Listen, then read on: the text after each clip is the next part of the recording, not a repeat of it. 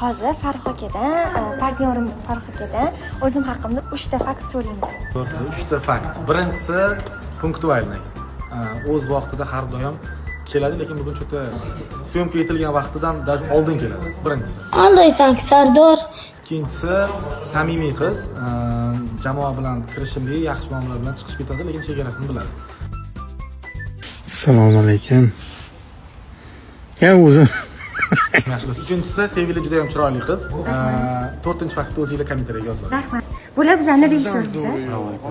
Sevili haqida men O'zbekistondagi aktrisalarga gapirmaydigan gaplarni gapiraman.